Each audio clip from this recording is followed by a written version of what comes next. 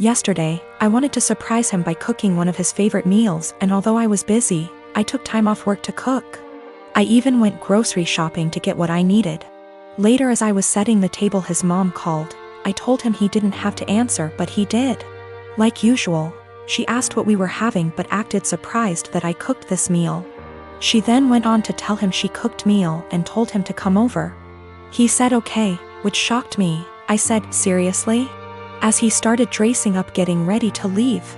He told me no offense, but this meal, that his mom cooked, was even more of a favorite than the one I cooked. And grabbed his keys and left. I felt awful. I took his plate and threw it out, then ate my portion.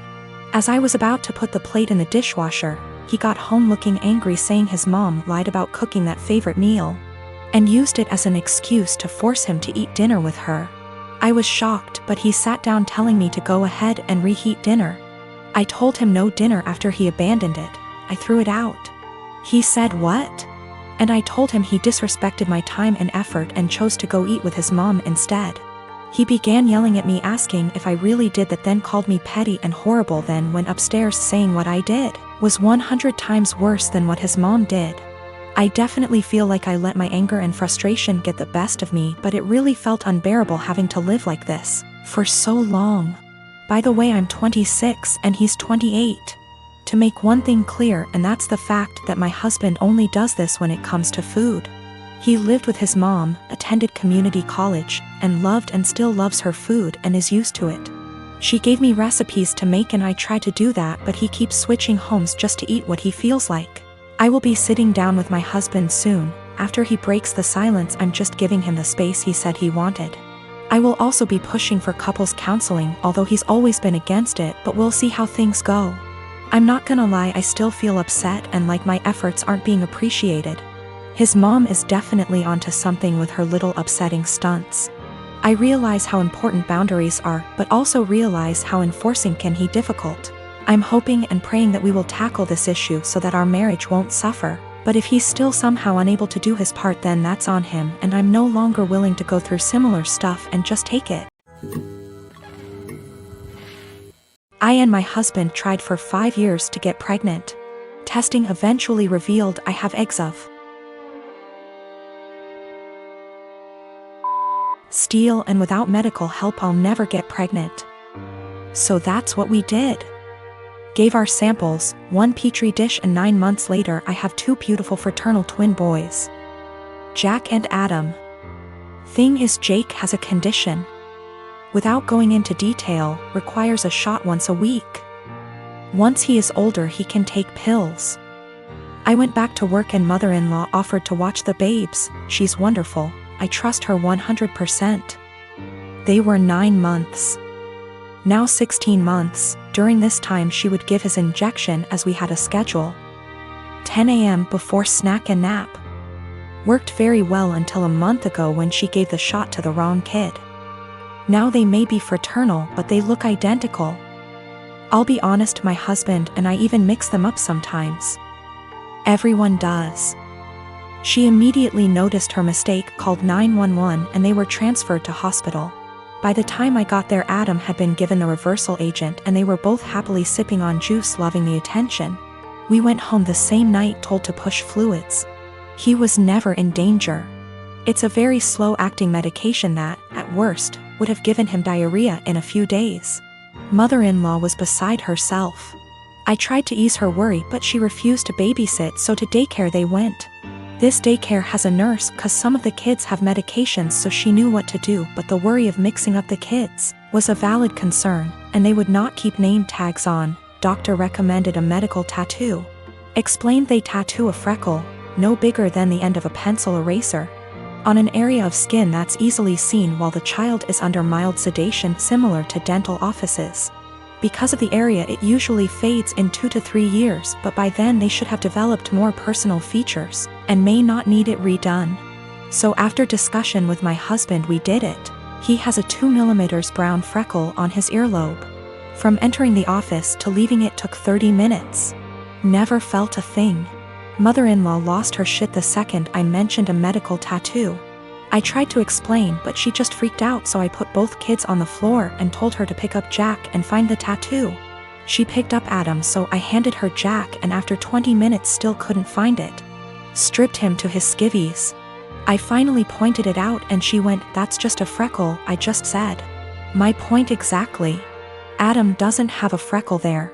So that's how daycare can tell them apart. She's still pissed and ranting.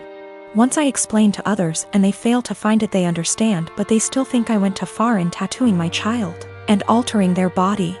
I believe I took the necessary precautions recommended by the doctor, and the tattoo will fade with sun exposure, and as he grows, by the time he's 5 it probably won't even be visible, or it'll just look like a faded freckle.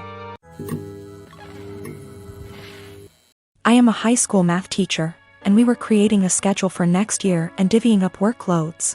I noticed I got almost 50% of the test creation and had 2 plannings missing from my schedule next year, for every one for the other 6 women in my department. There are 8 of us. My department head assigned herself nothing as she is managing and needs every prep. But that's another quibble. I am not the newest and in fact have seniority some of these women, but I'm also not the most experienced, so it's not like these are struggling new teachers who need help. So, I asked why it was divided this way. I was told, well, Ms. Millie is pregnant and the rest of us have families. If you have to stay late, it's no big deal. I can go to my principal and deal with it that way. What they've done actually breaks the union contract. But I really was offended by this. I tried to explain my offense, and they literally stared at me gobsmacked. I actually want to know how to discuss this with them. These are all women who I have previously gotten along with and liked. When the last one, Ms. Millie, got pregnant this year, there have been some conflicts. She is in my grade level. And they made me take on some of her work basically because she had some complications. This I did, but I think planning for me to do more is very different than an emergent health issue. As well as some uncomfortable situations for me, having to participate and buy stuff for her baby shower. When I'm not really into those things, but I did so to not cause waves. A lot of people have advised go to the union, go to the principal, and I absolutely will if necessary. I want to be clear, I'm not worried at all that I'll be forced to work this schedule, but these are my colleagues. Many have been working with me 5+ years, and we have lots of meetings and times together, where it's helpful to get along. So I do try to get along, like the baby shower thing, and be a good work friend and colleague. I just want a better way to communicate myself than I had today. I was entirely shocked and very indignant and just found myself unable to express myself well, and I was hoping for ways to approach that someone with their attitude might understand, because I can't empathize with it at all. Myself and viewing the other side is how I always try to look at problem solving. My fiancé, Charlie. My sister, Kendall. Kendall's boyfriend, Jack. Charlie and I have been together for 6 years and have lived together for 3 years. We met in college. Our relationship is awesome. I love him more than anything, and I know he's the one I want to spend the rest of my life with. We're best friends, we make a great team, and we're really happy together. So no problems there. Kendall and I have always been close. We've had normal sisterly arguments and whatnot, but I love her and she's family. I don't really know Jack that well, but he seemed like a nice guy, which obviously isn't the case, and we've all gotten along until now. Kendall and Jack have been together for 2 years. Their relationship is rocky. Kendall has called me countless times because of fights, breakups, and drama. I've always been her shoulder to cry on, and I've supported her through everything as best I can. She has gotten jealous of my relationship with Charlie, saying things like she wishes she could have a perfect relationship like ours, and she wishes she could have that connection with Jack. Recently, within the last 2 months, she started saying things like, "I should just steal Charlie from you," and "I wish Jack was more like Charlie. I think Charlie and I would be a great match." She started flirting with Charlie, which made him super uncomfortable, and overstepped boundaries. I was uncomfortable and upset with her behavior. We had a serious talk and she broke down. She told me she was going through a rough patch with Jack and wasn't handling it well. She apologized to me and to Charlie, and told me she knew what she did was wrong, it wouldn't happen again, etc. Charlie and I talked about it and we decided to forgive her. At the time of the incident, Jack and Kendall were still going through a rough patch. 2 weeks ago, Charlie invited close friends and family to dinner. This included Jack and Kendall. It was at the restaurant Charlie and I had our first date, down to the exact table we sat at. We had talked about marriage at great length, so I had a feeling. Lo and behold, Charlie proposed to me. It was perfect. I was so happy. I cried like a baby. Our family and friends congratulated us. Kendall seemed super excited. She gushed about how cute it was, started talking about the wedding, and hugged us both. The only person who didn't seem happy for us was Jack. He told Kendall that he wanted to go home and they left early. Fast forward a few days. Kendall texted me and she was pissed. She called me a traitor and a disgusting. I asked her why she was upset. She claimed I was trying to ruin her relationship and then stopped replying to my texts. I texted Jack and asked him WTF was going on. He told me that he was planning to propose to Kendall at dinner. At first, I felt bad because maybe he had planned something beforehand and maybe it was just a huge misunderstanding. But apparently, Jack wasn't even planning to propose to Kendall until we got to the restaurant. He saw how nice the restaurant was, our friends and family were there, and decided, hey, this is perfect. He thought it would help them out of their rough patch, which is a horrible idea because marriage doesn't magically fix relationships. But then Charlie proposed and stole his thunder. He didn't even have a ring. Charlie had been planning that proposal for months. He's had the ring for 6 months, made the reservations 2 months beforehand, invited all of our family and friends. Even the staff of the restaurant was in on the proposal. He put a lot of thought into it, and I don't think Jack's heat-of-the-moment decision to propose is more important than Charlie's carefully planned proposal. I'm actually upset that Jack would make something this special and important into something dramatic and all about him. I didn't apologize. Charlie and I talked about it. He agrees and doesn't think we should apologize. Since then, Kendall and Jack haven't talked to us. Which is fine by itself, but that's not the end of it. Both of them have been shaming us on social media, twisting the story to make themselves look like victims, and have even coined us the proposal thieves. Mutual friends, and even some family, are disgusted with us. They believe Jack and Kendall's story, even after I've tried to explain what really happened. As funny as it is to be called the proposal thieves, it's not so funny to have friends and family turned against you. I'm really upset that my own sister would do this. Charlie has been super supportive and sweet through this mess.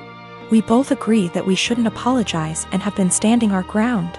Honestly, after everything Kendall has done, I'm pretty much fed up with her. She's my sister and I love her, but after she tried to seduce my boyfriend and now this, I don't really have a desire to talk to her anymore. Which sucks, because we've always been close.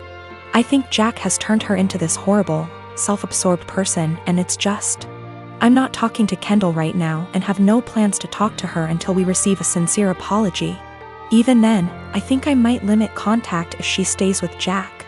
I can't wait to see what a mess actually planning the wedding will be. The people who believe Jack and Kendall's story are the ones who were not at the proposal dinner. A large amount of mutual friends who weren't there plus extended family believe the story. Our parents, Charlie's siblings, and the few close friends that were actually at the dinner do not believe the bullshit story. We just haven't made a post addressing everything / telling our side of the story because we wanted advice on how to approach it.